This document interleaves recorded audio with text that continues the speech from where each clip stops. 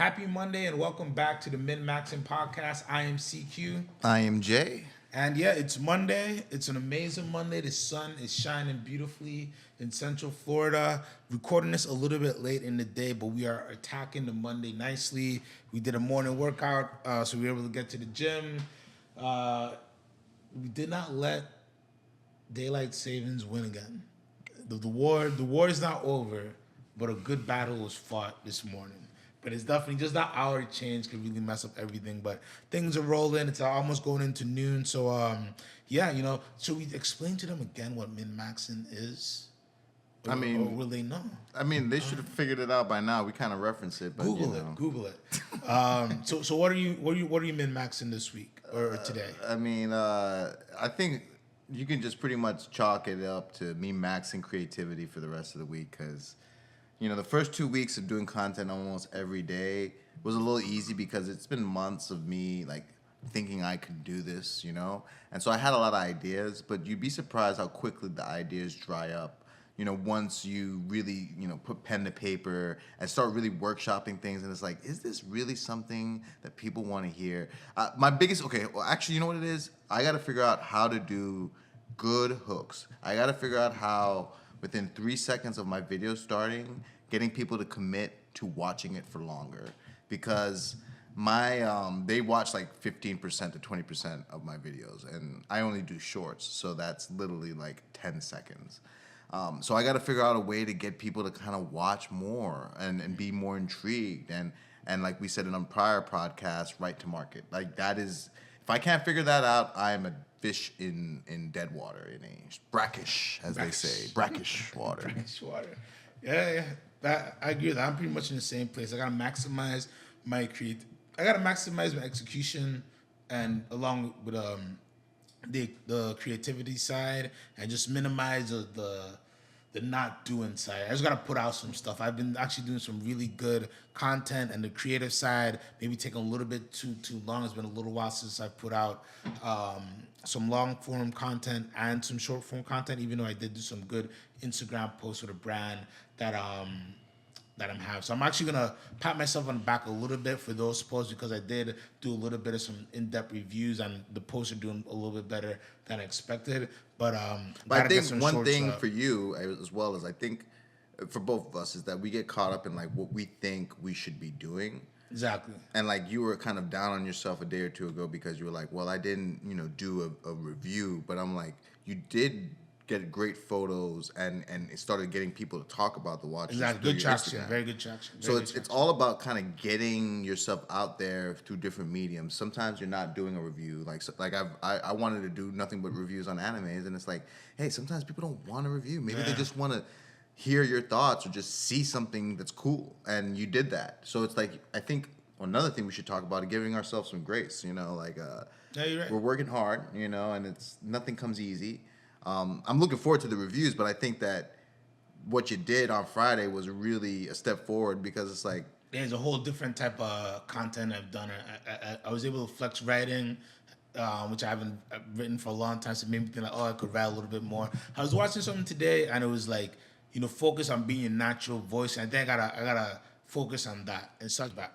So what I was saying is, I was listening to this podcast earlier today, and they were big on like, be you, figure out your voice, and like you attract who you need to attract, and you repel who you need to repel. But like you're gonna get the people, and it's something we said before, but like just hearing it in a different voice and different format made me think again. It's like I need to just make the content.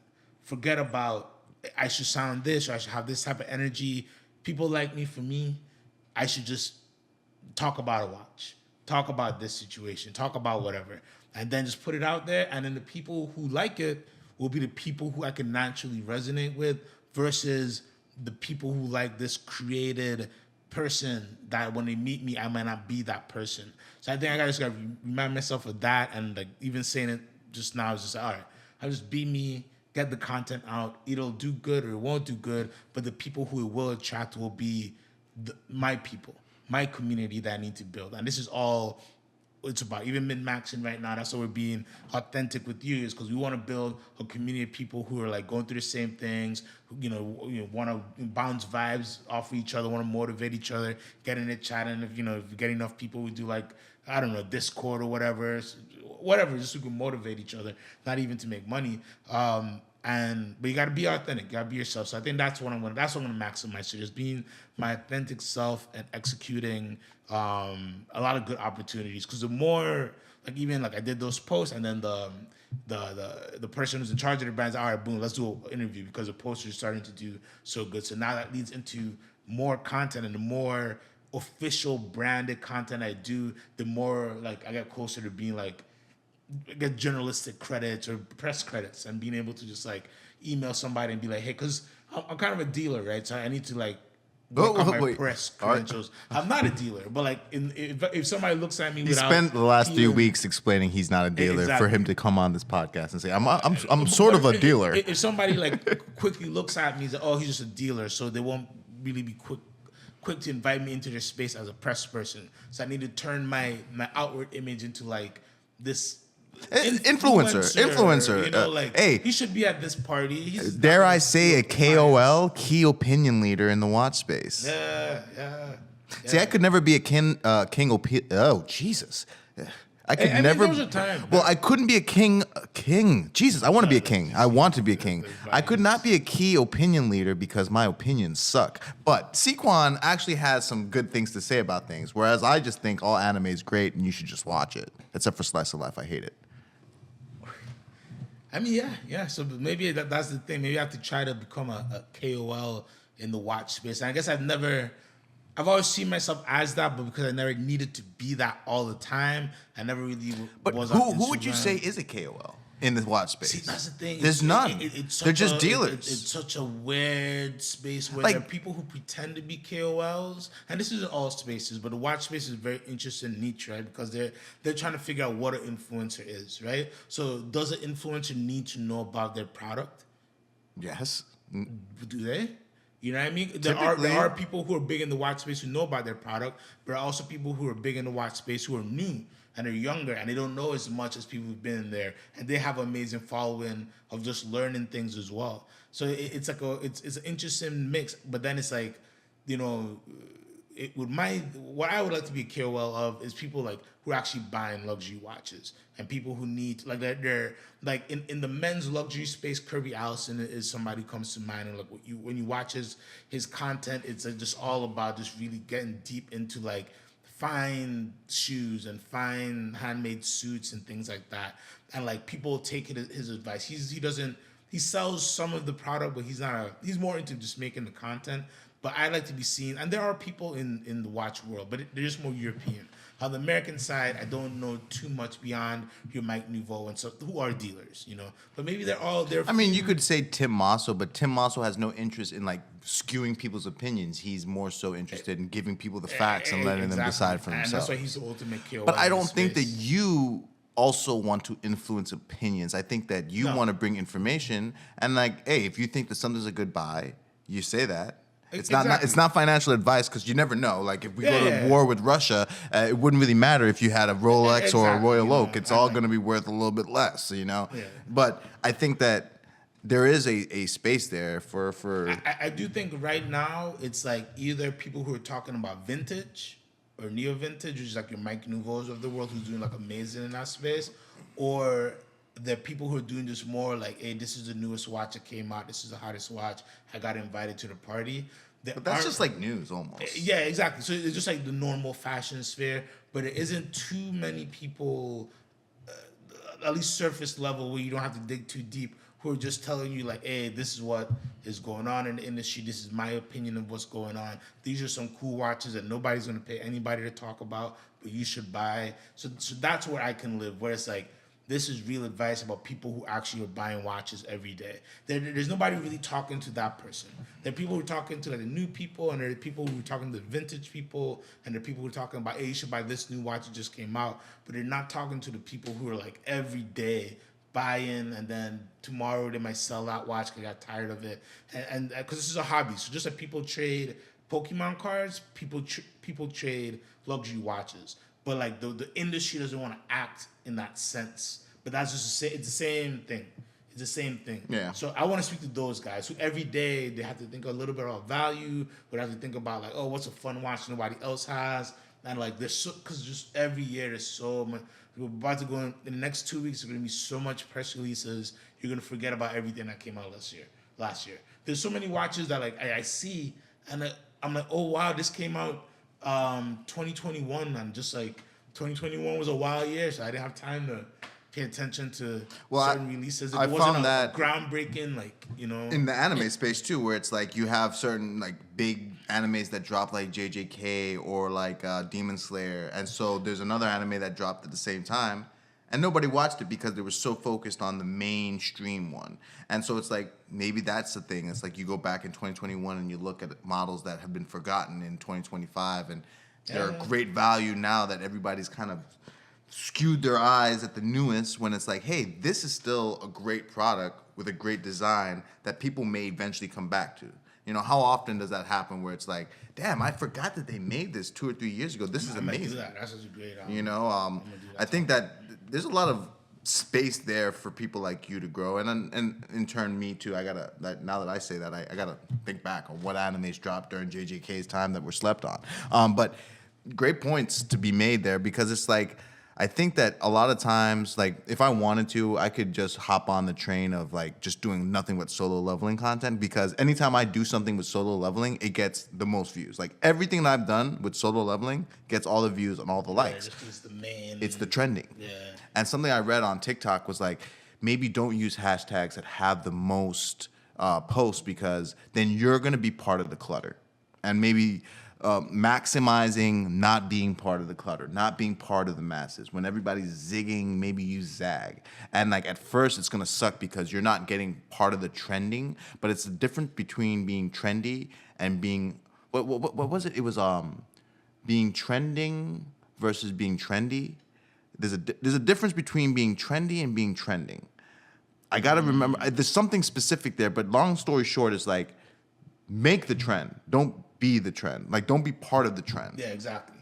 Because the trend ends. You know, being just somebody who talks about the newest stuff is like, all right, well, you help somebody for a day, but that content probably isn't going to help anybody a few weeks down the line. And that's why I worry about making dated content, because it's just like, well, if this can't help somebody months to come, like you know what I'm saying? Like, No, 100%. Like, your legacy, you know, like what can somebody go and watch a video from CQ 4 months ago and it still resonates? It still has information and education in it. And that's what I hope to provide in my space too. It's just like, don't let the trend take over what you're doing, I guess. No, I agree with that. And it's funny that you say that, because while I haven't made content for myself, I've made a lot of content for a lot of other people. When you go and look back at that content, it is able to last because none of it was trendy content. Like, it was always like addressing a topic or educating something or open-ended questions, like Q&A style, but it was never like following a trend. And that's what you could go back to stuff I did 6 years ago, and it works. You know what I mean? Like, all the stuff I've done works because never really followed the trend. You know what I mean? Because it's like you said, is you know, it's hard to, you know, you follow the trend, you're not the first to do it, and then like it's a Stitch trend. The Stitch trend is dope, but they're stitching and stuff. But it's like now you see it so much that it's like, you know, like, oh, like you know. Well, you know, there was another thing about the really Stitch where it's just like, are you gonna get, like, going back to the beginning of the pod, like, are you getting the people who are your community? When you start doing stitches and then you're grabbing people from one aspect, you know, you found a funny stitch and you stitch that to your thing, and it's like, do the people who watch the first 5-10 seconds, that hook that the stitch created, are they gonna resonate with the message that you provide? You know, and like, that's the problem. Now, the one guy I love is LC Lightbox, because he found a way to take any stitch and then still relate it to his product. Like, that is an amazing way of doing things. Because he's delivering at such a high level no matter what. So I guess what I meant to say is, like, you could jump in on something trending, but don't jump in if you're not gonna bring a great punch. You Yeah, know, yeah. because that's the thing. Because with him, he's so funny that he could do the stitch and then he follows it up with a big bang. So you can't do stitch and then do something like kind of okay and think that's gonna work because like then you're like, oh man, look, you use this formula, you couldn't. You're marketing for the main stitch. You're marketing from exactly. the You're the marketing 5 the seconds of the stitch. beginning. They want to watch the rest of the stitch. Exactly. They don't care about you. Exactly. You You're know? not searching for the original Stitch versus something else. And I think that's the thing. Is like you can do trending stuff and you can do like of course I do a top 5 and top 20 and whatever you do lists and all that stuff, but you gotta add your own twist and you gotta have your own like oomph on it or else it'll fall flat compared to everything else that's out there. Yep. Because you're automatically when you do trendy things, you're automatically running in the big race versus running your own race. So like you could do it, but you gotta be ready to run in that race, or else you just got lost in the sea. And not many people are beating LC Sign at what he's doing. Nothing worse than having maybe 1 million views on one of your video and everything going back to 200, 300. Yeah. I mean, I'd love 1 million views, but it's just like, it would be very telling that like you just picked up on something that was viral and you didn't have the consistency that you were hoping for. And it would probably break my heart knowing that like I did one stitch and like that's not really what I'm about. And like that's the only video that went well. So I say all that to say it's okay to start off slow and grinding your way up because like we said in the past, if somebody big from the space, like, you know, even though Tim Mosso shouts you up, but imagine like what's the guy who we were talking about who lives in Dubai now? He's Nico Leonard. like imagine Nico Leonard like shouts you out, brings you on the show, and then it's like Yeah. you say, hey, I got CQ to watch guy, and it's like you have 5 videos. Exactly. Yeah. You know, like you're not gonna be able to use that oomph. You're not gonna be able to use that light that somebody shine on you, right? You gotta be always ready. It's one thing I've throughout my career. I always had an idea or a plan or something where if I met somebody who could give me access to certain things or help me achieve a certain goal or whatever, I always had like something. You know what I mean? And throughout life, that just kind of compounds into you achieving those things, especially if, like if you really plan out your steps. So yeah, you can't, you know, and a lot of people do this, and people do this in music a lot, and just say that because you know, been in music in different various places. You know, you'll have a hit song, you have 1 or 2 tracks, you have something, and a few people will tell you you're good. And then you go out there, and then you try to get other people to help you out, but then there's no value to them helping you out because you haven't built your product yet. You haven't made your offer. This other podcast is leaking into my head, but you haven't built what you're gonna sell. You know, and that's very, very important. Is really figuring out what you're gonna sell. Even if you're not selling anything, you have to figure out what your product is, what you want to present before you go and ask others for help to amplify this thing, because you have to know what you're amplifying. You have to know what you want to get. Because again, like if you go viral for doing whatever, but it's really the opposite of what you do, you're gonna have a big fall off in followers, or you're gonna chase that thing and then end up doing something that maybe you're not passionate about, which leads to burnout. You know what I mean? So you don't want to do that. You gotta have a nice, slow roll. Oh my God, all the failure. Oh my God, we gotta do this, we gotta do that to survive. To when you finally build into that momentum of success builds, you're doing what you want to do. And then it's like, all right, the sucky part happened. I did it. Whatever. Every day is gonna be a fight to make sure I keep my success. But like, I get to do what I want to do. I get to have fun. I get to like this past month that I haven't been a job. Like I haven't had a day of like not enjoying life. You know what I mean? Like it is or it's just grinding. Okay, this worked. This didn't work. That sucked. This didn't suck. But there was no part where I had to like clock in for somebody I didn't want to clock into. There was no email that I didn't want to answer back to. Every phone call I got, I wanted to pick up. Every text I got, I want to respond back to. Every opportunity I could try for. If it happens, great. If it doesn't, it was a lesson. It was just working. But there's no part of the last month that was like, how it felt working for people who, or in a situation where I just feel like I wasn't aligned with 100%. The direction and the goal wasn't where I wanted to go with. So it's worth it, and especially if you do it the right way. And when I left the last company I was at, which was a great company, I don't really have anything bad to say about it. And the last CEO had a really interesting mantra that resonated with me, and it also was a reason why I felt like it was time for me to leave, because he was saying you have to do the right thing all the time, every time. And if you ever feel like you can't do one of those things, you probably shouldn't be there. And at the point where I was with the company, I found myself procrastinating on certain emails, like Sequan said, and like, putting the hard things to the side, which was another thing that he said. He was just like, do everything right away. Don't procrastinate. And I found myself procrastinating more and more every day. And that was a sign to me that I didn't enjoy what I did, and I kind of hated it. And I wasn't getting what I wanted out of life. And so like I think that it shows that if you can't do the right thing all the time, every time, you might be in the wrong space. And I think that since I've moved here, every day I've woken up and like it's been challenging. Last week there were a couple days, you'll see that I was just like, I have no clue what I'm gonna do.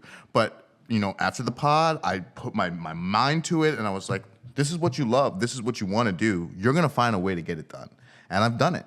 And like I don't know if I could say the same if I stayed where I was at, because I did not like it. And you'd be surprised how your soul fights with your mind at times, where it's like a spiritual thing where it's just like, this isn't for you. And when your mind and spirit are one, you can't be stopped. And I don't think that I'm there yet. I don't think I've reached my Kaioken Super Saiyan levels yet. But I'm getting there. I think I can see Sequan's mastering his hockey as we speak. I'm still trying to find my devil fruit. And I think it's, as we said, journey before destination. Enjoy the journey to where you're going to go. One day we'll be sitting on a yacht. We'll be doing this podcast from a tower in Dubai. But we're going to enjoy every step of the way with you guys until we get there. Exactly. And you gotta believe it. You know what I mean? You gotta believe it. Like he's saying, like, hey, we're gonna be in a yacht in Dubai. You gotta believe that that's a possibility. You can't be one of those people, and there are many, many people out there who just don't believe in the impossible.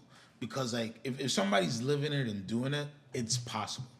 And like there's way more people who've made their money than inherited their money out there.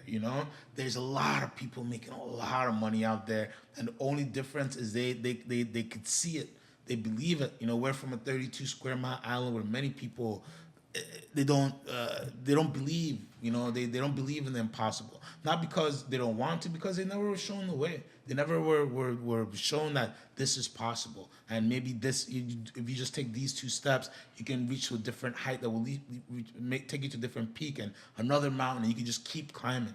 A lot of people think that you could get to one peak and then that's the end, but you could just keep climbing. I personally went from just selling watches and jewelry in the islands, and then an opportunity was presented to go to Southeast Alaska. I was like, what's that? And from that, you go all over the world to one day ended up being in like Dubai, running a multi-million-dollar store, helping literal royalty buy watches. Things that like, if you told me in like when I just started in watches, I'd be like, I'm only gonna do watches for 6 months, bro. I don't know what you're talking about. You know what I mean? But I always believed that I was destined to do something special and something great and like impact people, So because I've always believed that anything's possible, I've never felt that I can't do, there's nothing I've ever felt like I can't do, So that's why opportunities just happen. And like even you go back to Dubai, it was like that was something that was supposed to be like 2 to 3 months, and then I just did such a good job, and I left such an impact on people. I ended up doing for 2.5 years, changed like my life, and I was able to change the path, the trajectory of many people's lives down there. Just by believing in myself. So that's a big thing. This is probably the longest podcast we did, 25 minutes. So attack your Monday. Remember, be the polar bear. Remember, go back to the first podcast. I'll tell you now. The polar bear does whatever it needs to survive, including turning its hair white, because if you shave a polar bear, it is in fact a black bear. And that's what you have to do. You have to figure out whatever it is in your life you need to do to get to your goal, to get to your happiness, to find your meal and survive. It's not going to be easy. It's going to be super duper hard.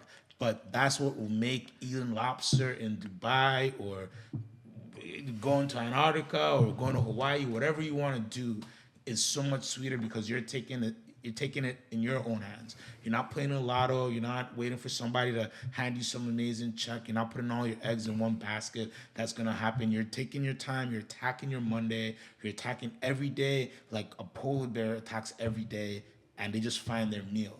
They don't worry about the winter. They don't worry about the weather. They don't worry about the miles and miles of water they gotta swim through. They just figure it out and they just get it done. I'm CQ and this is Min Maxon. I'm Jay. Min Max it. Peace out.